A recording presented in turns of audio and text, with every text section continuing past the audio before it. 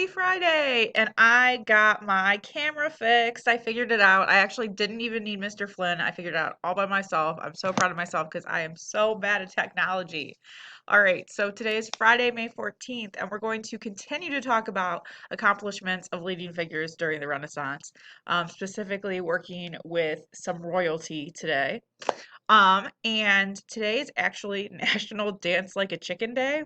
So, if you, to all my folks that are not in the building, if you ever do take a movement break, maybe use that as your movement break.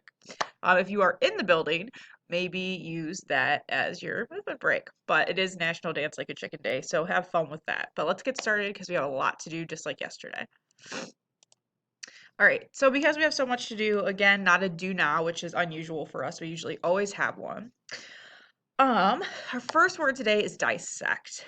Today's going to be a little bit gross. We're talking about a scientist, but what he did turns out to really help us with the human body and understand modern medicine today.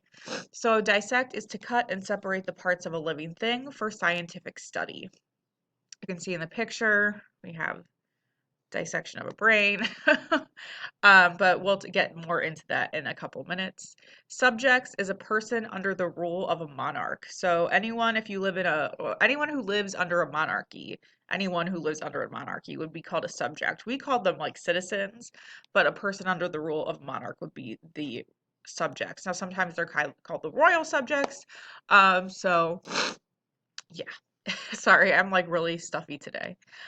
Playwrights is just a person who writes plays. So right now you're studying Julius Caesar in reading class, and your playwright for Julius Caesar would be who? William Shakespeare. Okay, so he wrote plays. Anyone who writes a play is a playwright. Some of you might even be playwrights.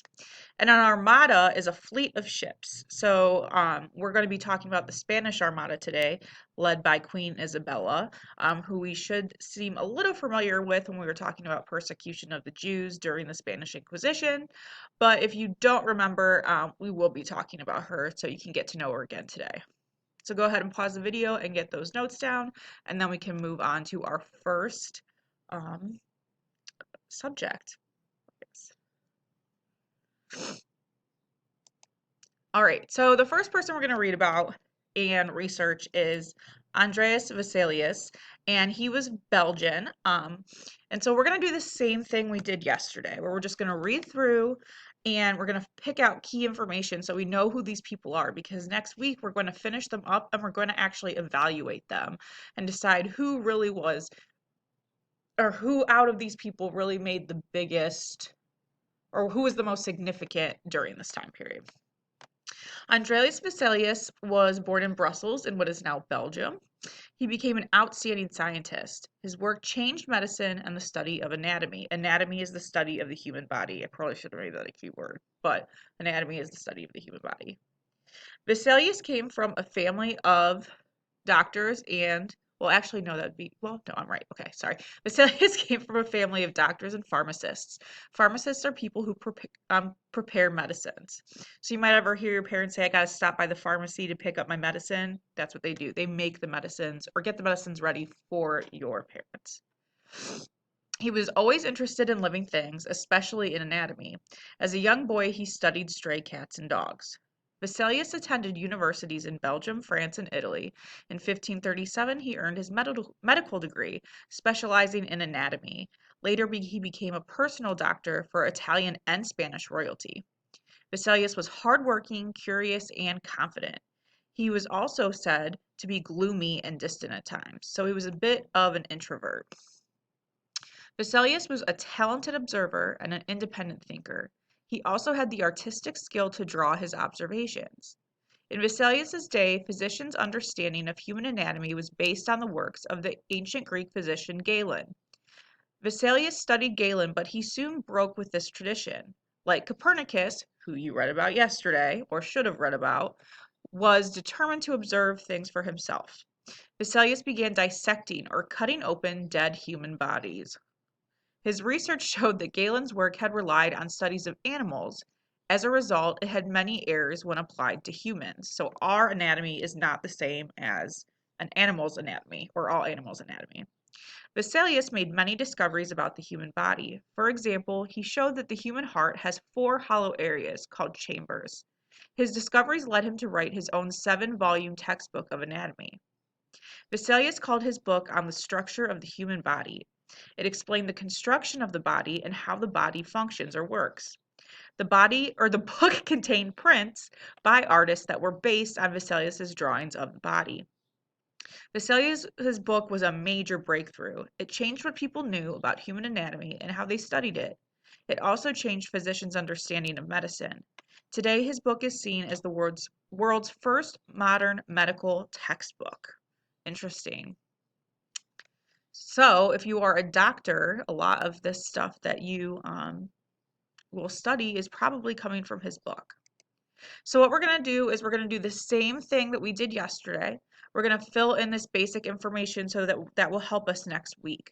All right, so go ahead and pause your video and fill in these pieces of information.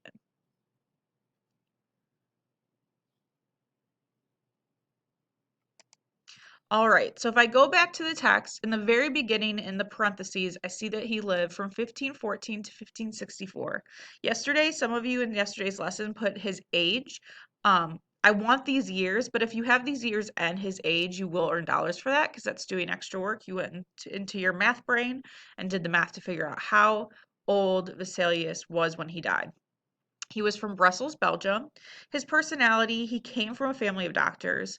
He was interested in living things and anatomy. He had a degree specialized in anatomy. He was hardworking, curious, confident, but gloomy and distant.